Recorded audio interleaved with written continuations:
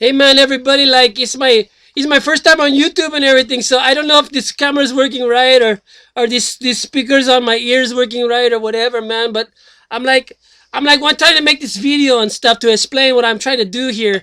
But before I can do that, I have to like kind of give you the background of my thinking and everything, so you know like what I'm talking about. So I was born a poor Mexican. A bit kind of like the jerk guy, you know. I wasn't really like he was born a poor black man and shit, and but he was white and shit, man. But I don't know. Maybe I think I'm French, man. My name is BJOTT FAAHC, but it's like French or something, man. Because I don't know, but I had this like mother and stuff, and she like didn't know who her father was, and like she was like sitting at the hospital when I was about to come out and everything, and this guy in the lobby like said, "Yo, man, we don't take Aetna anymore at this hospital, man. We just got a corporate takeover last week, and now we only take pharma.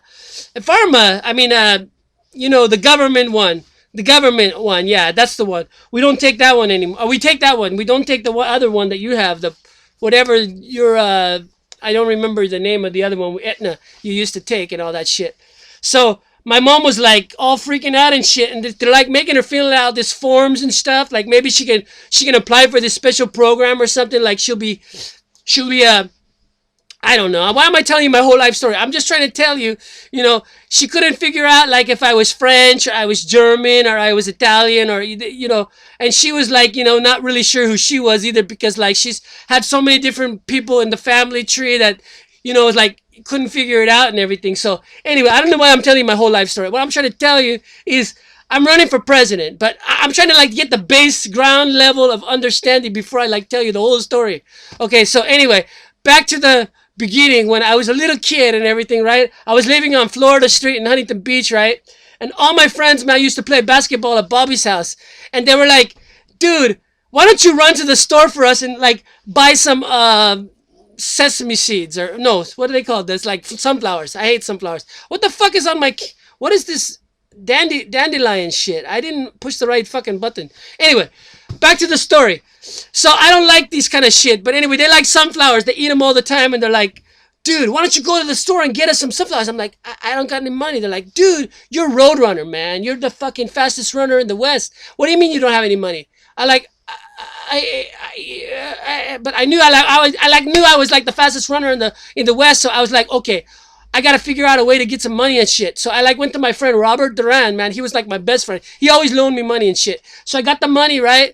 And I fucking went down the street. I ran like they said, come on, road runner, you could do it, you could do it, you could do it. And we like run super fast, and I ran like faster than the speed of light. And on the way there, I like discovered like there's this super secret way to like travel faster than the speed of light. Cause at that moment I realized I was a superluminal beam from the future. So I like traveled all the way to the store and back with all their sunflower seeds so they can spit the seeds in this big old like thermos. I think it was like one of those big 5 gallon glass water bottles from Sparklets or something, and I don't remember all those bottle names. There was so many, but anyway, they used to spit that in the thing until it filled up with sunflower seeds. But anyway, I'm getting off track again. So I'm coming here to tell you I'm gonna run for president. Before I'm trying to get the groundwork why I'm running for president and everything.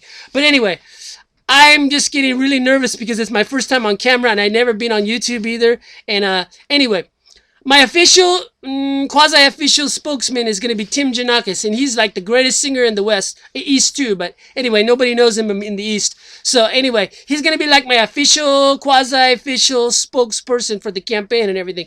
But he's also running for my counterpart who's running against me, but he doesn't know it. So I'm like trying to give him this like subconscious like, okay, go against the grain, man. Don't be programmed by the system anymore, man. But he's like, fucking shit, man. I was born like a rebel from the time without beginning, man. I know what to do. If they tell me what to do, I'll do the opposite because that's what all of us rebels do, man. If there's a blacklist, I want to be on it. You know what I'm saying? So he's like all like against me and shit. But anyway, he's gonna be my official quasi spokesperson for the campaign. He's gonna come to your town. So just call him up. Go onto his radio station. He has another name he uses secret so the Asian CIA headquarters won't figure out who he really is. But anyways, he calls himself Major Tim the Ground Control on this radio station. So go to www.blogtalkradio.com /Major Tim to ground control. And you can find out all the latest campaign promises I'll give you.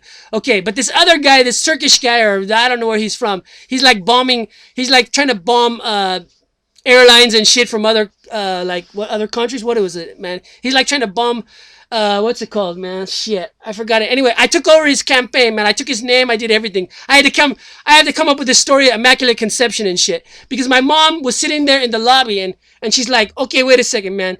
I don't have an Aetna card, but my son here, he was born by Immaculate Conception. And then they're like, oh, are you a Catholic too? Oh, okay. So like all the Catholic sisters came down from the like lobby and shit. They're all like, oh yeah, we used to be Catholic sisters, but we've gone underground. Now we're nurses.